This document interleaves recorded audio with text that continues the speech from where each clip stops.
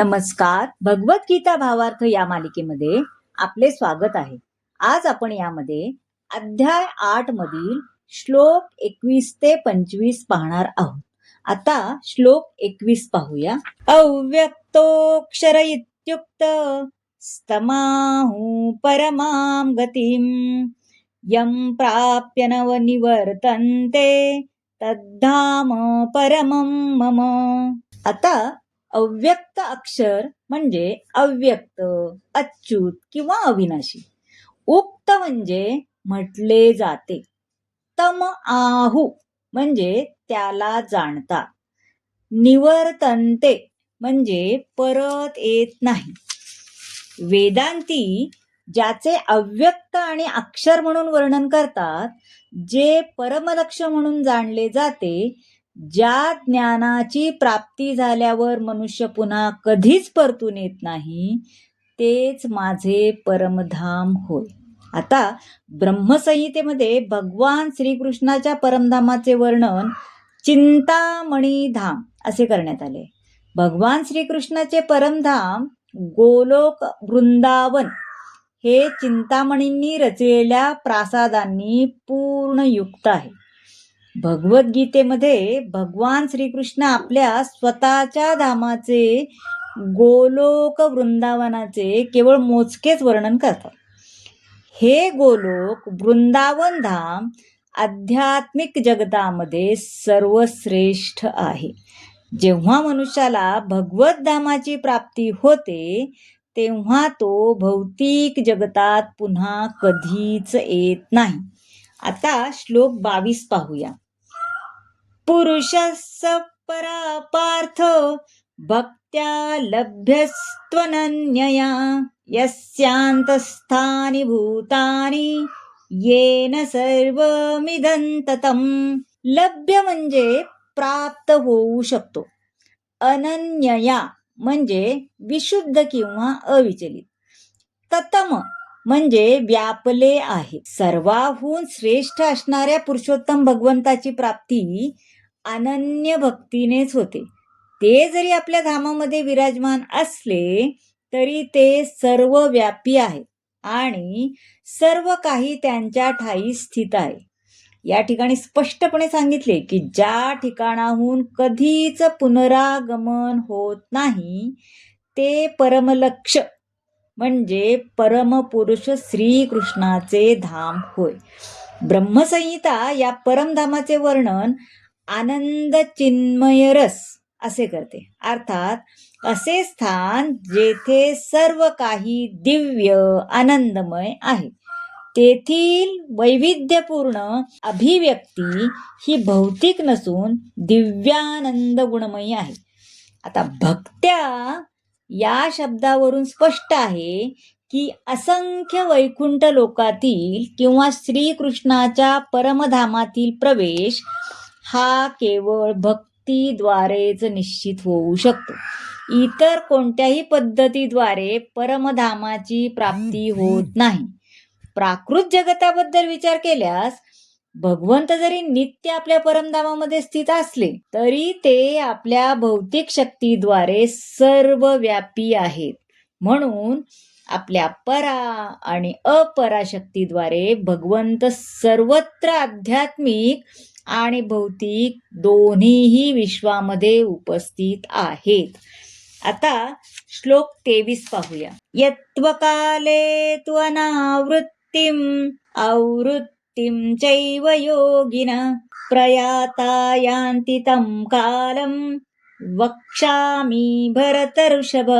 आता यामध्ये अनावृत्तिम म्हणजे न परतणे, आवृत्ती म्हणजे परत येणे, यांती म्हणजे प्राप्त होतात, वक्ष्यामि म्हणजे मी वर्णन करतो. हे भरतश्रेष्ठा, आता ज्या वेगवेगळ्या काळी योग्याने या जगतातून प्रयाण केले असता तो परतून येतो अथवा येत नाही, याचे मी तुला वर्णन करतो. पहा, जे भगवंतांना पूर्णपणे शरण गेलेले विशुद्ध भगवत भक्त असतात, ते आपला देह कोणत्या पद्धतीने अथवा केव्हा त्याग करावा याची मुळीच पर्वा करत नाही. ते सर्व काही श्रीकृष्णाच्या हातात सोपवतात आणि सुखाने भगवत धामात परत जातात.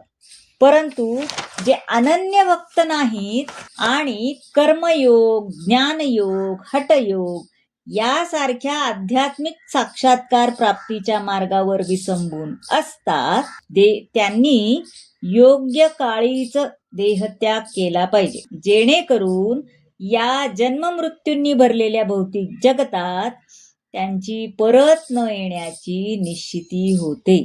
जर योगी सिद्ध असले तर भौतिक जगाचा त्याग करता ते स्थळ काळाची निवड करू शकतो. बरोबर आहे की नाही? लोक समाधी घेतात, त्यांचे स्थळ काळ ठरलेलं असतं. परंतु सिद्ध नसेल तर त्यांचे यश विशिष्ट योग्य काळी प्रयाण होण्यावर अवलंबून असते.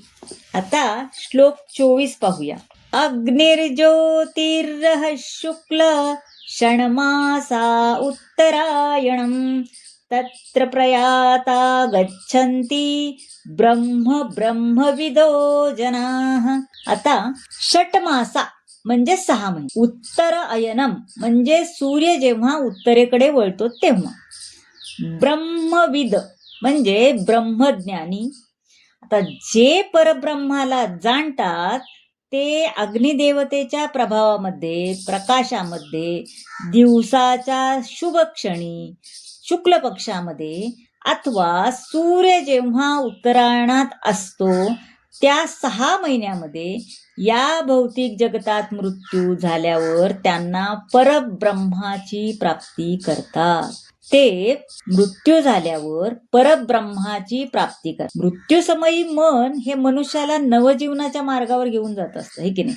उपर्युक्त काळी जर मनुष्याने योगायोगाने अथवा पूर्व योजनेनुसार देहत्याग केला तर त्याला निर्विशेष ब्रह्मज्योतीची प्राप्ती होऊ शकते.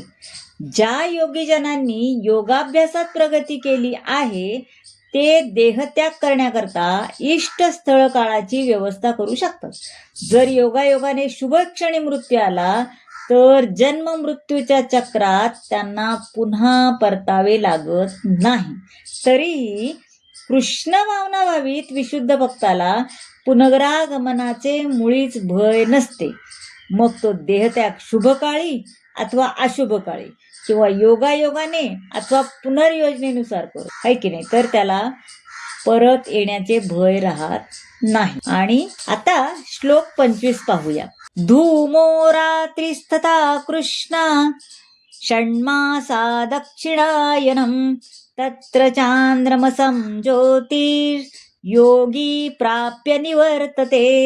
आता धूम म्हणजे धूळ, चांद्रमसम म्हणजे चंद्रलोक, निवर्तते म्हणजे परतून येत. धूर, रात्र, कृष्ण पक्ष आणि दक्षिणायनामध्ये जो योगी मरण पावतो तो चंद्रलोकाची प्राप्ती करतो, परंतु तो पुन्हा पुन्हा परत येतो. या भूतलावर जे सकाम कर्म करण्यामध्ये आणि यज्ञ करण्यामध्ये निपुण आहेत त्यांना चंद्रलोकाची प्राप्ती होते. तिथे ते जीवनाचा उपभोग घेतात आणि कालांतराने पुन्हा पृथ्वीवर परत येतात. याचा अर्थ असा होतो की स्थूल इंद्रियांना दृश्य नसले तरी चंद्रलोकावर असे उच्चतर श्रेणीचे जीव निवास करतात. तर मंडळी, कसा वाटला आजचा भाग नक्की सांगा. आवडला असेल तर लाईक करा, शेअर करा, सबस्क्राईब करा आणि कमेंट जरूर करा. धन्यवाद.